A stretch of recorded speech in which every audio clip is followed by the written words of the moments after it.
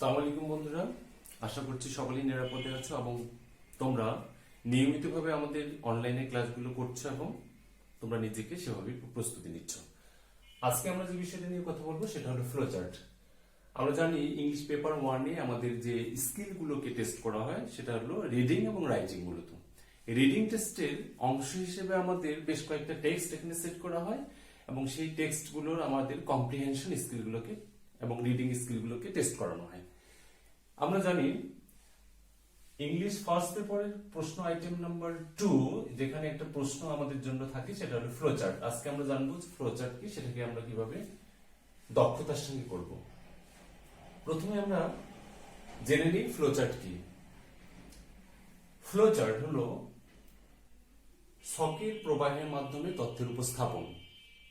আমরা জানি যে আমাদের 6টা বক্স দিয়ে দেওয়া হয় এবং এই 6টা বক্সে আমাদের পার্টিকুলার কিছু তথ্য উপস্থাপন করতে হয় এবং এই তথ্যের প্রবাহটাকেই মূলত বলা হচ্ছে ফ্লো চার্ট, যেটাকে আমাদের বক্সের মাধ্যমে দেখাতে হয়। এটাকে দুইভাবে সাধারণত করা যেতে পারে।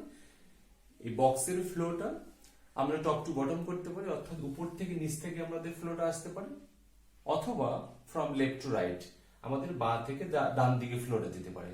তবে বেটার হচ্ছে আমাদের ফ্লো চার্টটা টপ টু বটম, উপর থেকে নিচ দিকে করাটাই উত্তম। এই ফ্লো চার্ট করতে গিয়ে বেশ কিছু বিষয় আমাদের লক্ষ্য রাখতে হবে।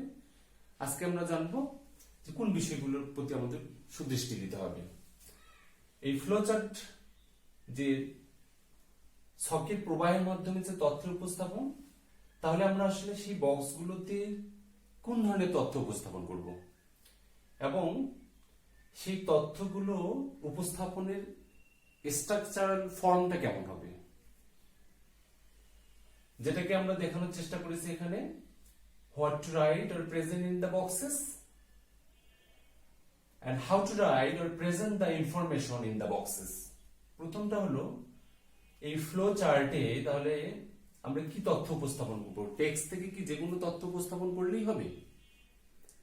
আসলে না, কারণ আমরা জানি 2 নম্বর যে টেক্সটটা আমাদের সেট করা হবে, এই টেক্সটটা এই প্যাসেজটা পড়ার আগে আমাদের একটা ইনস্ট্রাকশন দেওয়া থাকবে। ইনস্ট্রাকশনটা এরকম: read the following passage and complete the flow chart showing. ধরে নাও আমরা এই ফ্লো চার্ট করার জন্য যে টেক্সটটাকে সেট করেছি সেটা হলো ডায়াসপোরা। তাহলে তোমাকে প্রশ্ন জিজ্ঞেস করতে পারে যে read the following text and complete the flowchart showing the types of diasporas and their reasons.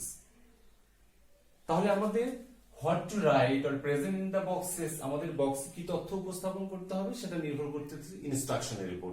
আমরা টেক্সটের যেগুলো তথ্য উপস্থাপন করলে সেটা হবে না। সেই তথ্যটা গ্রহণযোগ্য হবে যে তথ্যটা চাওয়া হচ্ছে টেক্সটে। তাহলে আমাদের যদি আমরা ডায়াসপোরা টেক্সটটাকে এখানে এক্সাম্পল হিসেবে সেট করি, তাহলে diaspora the major types of diasporas, read the following text and complete the flowchart showing the major types of diasporas and their reason. তাহলে বক্সে আমাদের যে অংশগুলো দেখাতে হবে, যে বিষয়টা দেখাতে হবে major types of diasporas and their reason. কিন্তু আসলে সেই ডায়াসপোরা লেসন আমরা দেখব যে ডায়াসপোরা কি, ডায়াসপোরা কেন হয়, ডায়াসপোরা কত ধরনের আমরা জানি, ভলান্টারি ডায়াসপোরা, ফোর্স ডায়াসপোরা। বক্সে আমাদের voluntary diaspora, force diaspora, diaspora কি, people living from one part to another part, এই তথ্যগুলো দেওয়া যাবে না। সেখানে যেটা দিতে হবে সেটা হলো মেজর টাইপস অফ ডায়াসপোরাস, অর্থাৎ Jews diaspora, the diaspora of the Aryans from Central Europe, the Palestinian diaspora and the diaspora African people. এর বাইরে অন্য তথ্যগুলো দিলে হবে না। তাহলে আমরা যেটা জানলাম হোয়াট টু রাইট, কি লিখতে হবে নির্ভর করবে ইনস্ট্রাকশনে আমাদের কি তথ্য জানতে চাওয়া হচ্ছে সেটা। এবং অনেক বন্ধুদেরই ধারণা, অনেক শিক্ষার্থী বন্ধুরা এই ধারণাটা পোষণ করে যে ফ্লো চার্ট মনে হয় শুরু, ফ্লো চার্টের বিষয়টা আসলেই সবাই ধরে নেয় যে সেটাকে হয়তো বা ইনফিনিটিভ দিয়ে করতে হবে, সেটাকে ভার্বে প্রেজেন্ট পার্টিসিপল ফর্ম দিয়ে করতে হবে বা জিরান্ড দিয়ে করতে হবে। বিষয়টা আসলে এমন না। আমাদের তথ্যের উপস্থাপনটা কেমন হবে, how to write or present the information in the boxes, বক্সে আমি তথ্যটাকে উপস্থাপন করব কিভাবে, সেটাও কিন্তু নির্ভর করবে ইনস্ট্রাকশনের উপর। কারণ আমাদের এই তথ্যের উপস্থাপনটা শুধু যে ভার্ব ফ্রেজ গুলো দিয়েই হবে এমনটা না, সেটা নির্ভর করবে ইনস্ট্রাকশনের উপর। কিভাবে? যদি বলা হয় যে টাইপস অফ ডায়াসপোরাস, তাহলে সেখানে যে তথ্যটা আমরা দিব সেটা অবশ্যই নাউন ফ্রেজ দিয়ে আসবে। যেমন the diaspora of the Palestinian people, the Jews diaspora, the diaspora of Aryan's. একটা তথ্য কিন্তু ভার্ব ফর্ম, ভার্বের আইএনজি ফর্ম বা টু বি ভার্ব ফর্ম বা ভার্বের পাস্ট পার্টিসিপল ফর্ম দিয়ে নিই। বাট যদি আমরা আরেকটা টেক্সট সেট করি ফ্লো চার্টটিকে কমপ্লিট করার জন্য, সেটা হলো the text of Gazipur literature and myth unit থেকে। এবং যদি তোমাকে সেখানে বলা হয় read the following text and complete the flow chart showing the role and contribution of Gazipur. If you are asked to show the role and contribution of Gazipur, then you have to present the information not in noun or adjective form. You have to present the information in verb form. The Gazipur je dociling animals, protecting people, fighting with fierce animals, these are the contributions and roles. আবার দেখো গাজীপুরে যখন রোলটাকে আমরা উপস্থাপন করলাম তখন সেটাকে verb phrase দিয়ে করতেছি, অর্থাৎ ইনস্ট্রাকশনটা যে রকমের হবে আমাদের তথ্যটাকে উপস্থাপন করতে হবে সেই ফ্রেজে। সেটা অ্যাডজেক্টিভ ফ্রেজ হতে পারে। যদি আমরা ড্রিম টেক্সটটাকে ফ্লোচার্ট করার জন্য সিলেক্ট করি এবং যদি বলা হয় এভাবে যে read the following text and complete the flowchart showing the features or characteristics of dream. ড্রিমের ক্যারেক্টারিস্টিক্স যখন আমরা উপস্থাপন করব তখন সেটা কখনোই নাউন বা ভার্ব ফর্মে হবে না, তখন সেটা অ্যাডজেক্টিভ ফর্মে হবে। যে ড্রিম এর ফিচার্স গুলো কি? Clear and unclear, sometime it is vague, sometime it is clear, sometime it is pleasant. হতে পারে clear, pleasant, vague, unclear. So adjective phrase দিয়ে হতে পারে। কিন্তু অ্যাকশন ওয়ার্ড যদি তোমাদের কাছ থেকে চাওয়া হয় তাহলে সেটা আমাদের ভার্ব ফ্রেজে হতে পারে, সেটা ইনফিনিটিভ ফ্রেজে হতে পারে, পার্টিসিপল ফ্রেজে হতে পারে বা জিরান্ডে হতে পারে।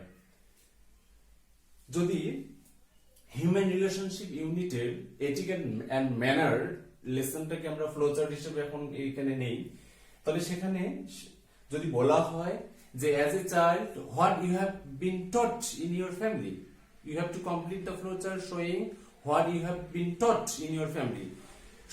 পরিবারে তোমাকে কি শেখা হয় শিশু হিসেবে, যদি এই ফ্লোচার্টটা তোমাকে দেখানো হয় তাহলে হোয়াট টু রাইট কি উপস্থাপন করতে হবে সেটা নির্ভর করতেছে যে শিশু হিসেবে পরিবারে বা সমাজে আমাদেরকে কি শেখানো হয়।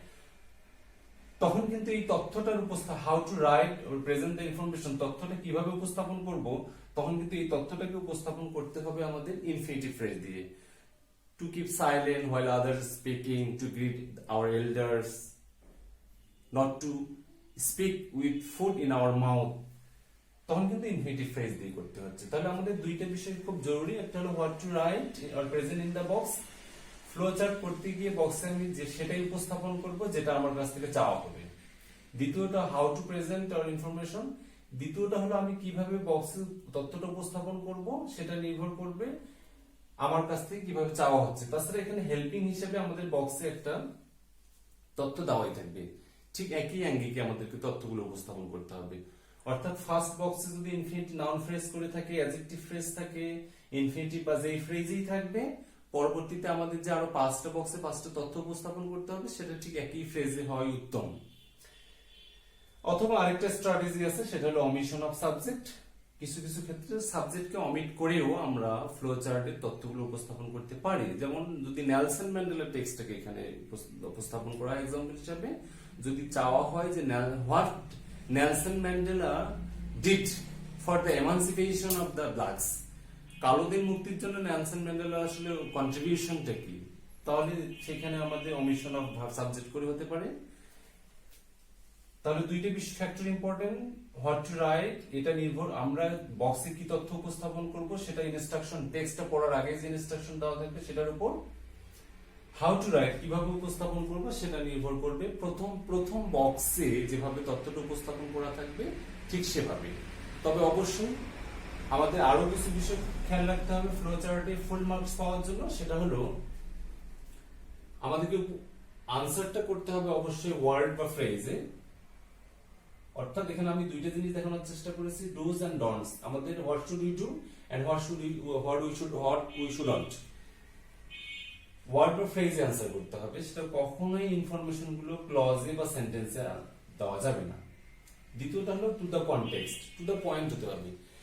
আমার কাছ থেকে চাওয়া হলো যে ডায়াসপোরার ধরনগুলো কি এবং কারণগুলো কি, আর আমি বললাম যে ডায়াসপোরা কি, ডায়াসপোরার ভলান্টারি ডায়াসপোরা না ফোর্স ডায়াসপোরা, তাহলে কিন্তু হবে না। আমার কাছ থেকে চাওয়া হবে যেটা সেটাই, যদিও আমরা সেটা টেক্সট থেকে দিচ্ছি। টু দ্য কনটেক্সট হতে হবে, information should be text based. ধরে নাও যে ডায়াসপোরাটা আমাদের ফ্লোচার্ট করতে বলা হলো এবং শেষে এসে আমরা আরেকটা ডায়াসপোরা ইনক্লুড করলাম, সেটা হলো the diaspora of the Rohingyas বা রোহিঙ্গা ডায়াসপোরা। এটা কিন্তু হবে না, কারণ আমাদের রিডিং টেক্সট, ওই টেক্সটে যে তথ্যগুলো আছে সেগুলোকে সন্নিবেশ করতে হবে। আউটসাইড টেক্সট আমাদের কোনো তথ্য উপস্থাপন করা যাবে না।